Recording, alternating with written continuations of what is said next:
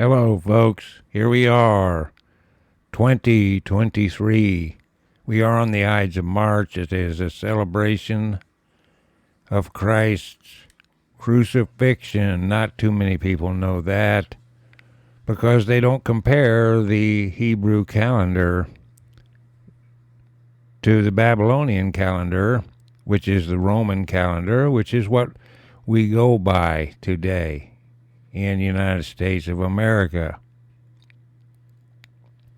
But by suggestion here, the table people said that I should go back to 2 Kings, chapter 23 and 24. I'm going to give you a rundown of what's in those two chapters, and it'll give you a little note on what went on and catch you up to this King Zedekiah and how we got there. Instead of jumping straight to Zedekiah, we're going to give the synopsis of how it got there to Zedekiah. And anybody can research this by going into 2 Kings, chapter 23 and 24.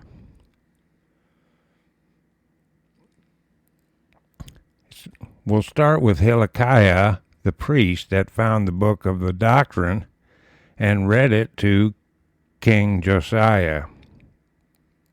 And there they rent their clothes and said, hey, we need an attitude adjustment. And so the old king got real good real quick.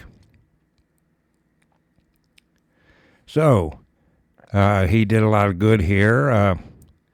Josiah broke down the high places at Bethel. Now that goes all the way back to Jeroboam and Rehoboam and the great sin in Israel and the calf-made Molech.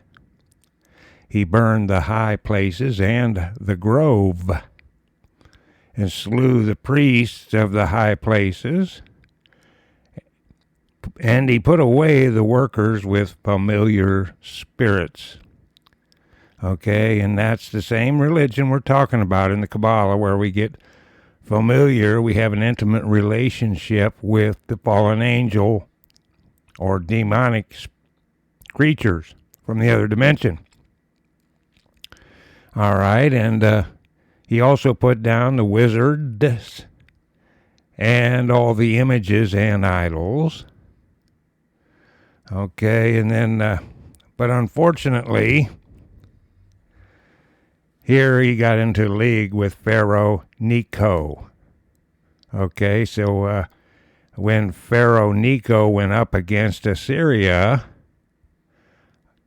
King Josiah went up against him and was killed at Megiddo. So he went up against Pharaoh in this, all right? Pharaoh Necho. All right. So at that point he was killed, and Jehoahaz, Josiah's son, was anointed king, and he wasn't like his dad. He did evil.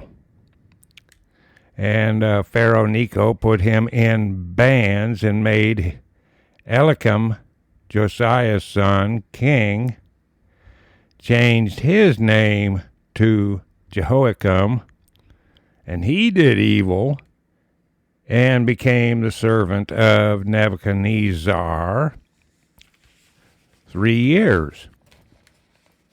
Okay. And then rebelled against him, and so he died. And Jehoiakim, his son, became king and did evil and was carried away to Babylon. Then Nebuchadnezzar made Mattaniah, Jehoiakim's father's brother, king, and changed his name to Zedekiah. And that's where we're going to pick up here in chapter 39 in Jeremiah. So that's a little bit of the background He had a league there with Pharaoh. They were told not to get in league with Pharaoh anyway. But here he went up against him, see. And but out of the whole crew there, Josiah is the best of all the kings. Is that a correct synopsis there, table people? Okay. They say it is. So Jerusalem is taken in this chapter, and Zedekiah is made blind and sent to Babylon. That was prophecy fulfilled. The city is ruined. The people captured. And then Nebuchadnezzar, he charges good for Jeremiah. And also to Ebed-Melech, the eunuch there. Okay, and then we get this character, Nebuchadnezzar, and notice the Dan, because the Dan is what? Babylon. And I've been, in these studies, if you guys have been following them, I've been warning everybody that the term Dan came from Babylon, and that Bilhah the handmaid was who was the one that named Dan when she had that son. It was a handmaid from Babylon. All right, so it says, in the 9th year of Zedekiah, king of Judah, this is verse 1, in the 10th month came Nebuchadnezzar, king of Babylon, and all his army against Jerusalem, and they besieged it. Okay, and in the 11th year of Zedekiah, in the 4th month, the 9th day of the month, the city was broken up. And all the princes of the king of Babylon came in and sat in the middle gate. And we get a list of them here, folks. Even Nergal, Shar-Ezer, Samgar, Nebo. Okay, notice the term Nebo. That's that God I keep talking about, the great interpreter of symbols, the God-man with the 6 toes. Famous in Nineveh, also at the Great Library. Shechem,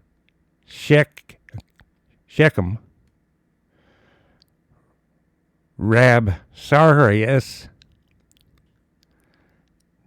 Nergal, Shar-Ezer, Rabmag, with all the residue of the princes of the king of Babylon. New paragraph in 4, and it came to pass that when Zedekiah the king of Judah saw them and all the men of war, then they fled and went forth out of the city by night by the way of the king's garden, by the gate betwixt the 2 walls, and he went out the way of the plain. Period. Okay, so what does this shepherd do when the flock's in trouble? But flee. And notice here how he didn't obey the prophet. In 5 it says, but the Chaldeans' army pursued after them and overtook Zedekiah in the plains of Jericho. And when they had taken him, they brought him up to Nebuchadnezzar, king of Babylon, to Riblah in the land of Hamath, where he gave judgment upon him. Then the king of Babylon slew the sons of Zedekiah in Riblah before his eyes. Also the king of Babylon slew all the nobles of Judah, and this is the last thing that he sees with his eyes. Zedekiah, that is. 7, moreover, he put out Zedekiah's eyes and bound him with chains to carry him to Babylon. New paragraph in 8. And the Chaldeans burnt the king's house and the houses of the people with fire, and break down the walls of Jerusalem. And here's the general 9. It says, Then Nebuchadnezzar, the captain of the guard, carried away captive into Babylon the remnant of the people that remained in the city, and those that fell away, that fell to him with the rest of the people that remained. In 10, But Nebuchadnezzar, the captain of the guard, left of the poor of the people, which had nothing in the land of Judah, and gave them vineyards and fields at the same time. Okay, so there you see, by giving it to the poor, they're not challenged, and yet the place doesn't become a wilderness under this control of Nebuchadnezzar, king of the mountain, king of the world. Okay, and 11. Now Nebuchadnezzar, king of Babylon, gave charge concerning Jeremiah to Nebuchadnezzar, the captain of the guard, saying, Take him in 12, and look well to him, and do him no harm, but do unto him even as he shall say unto thee. 13, it says, So Nebuchadnezzar, the captain of the guard, sent, and Nebuchadnezzar, Nebuchadnezzar,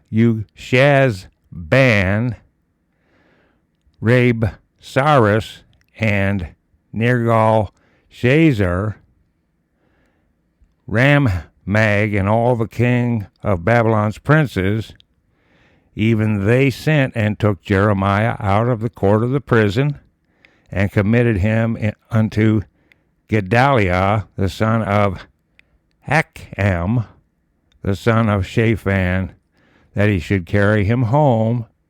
So he dwelt among the people. So the poor are okay.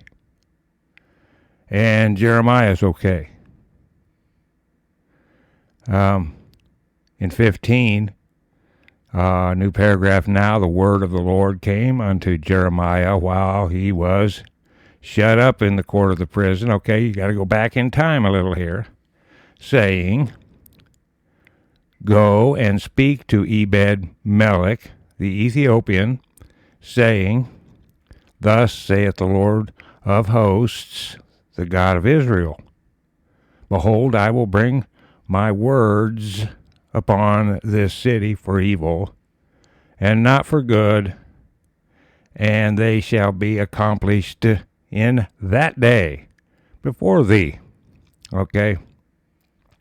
So you see, after he's released, he can go on, locate the eunuch here from Ethiopia, and give him this message from the Lord.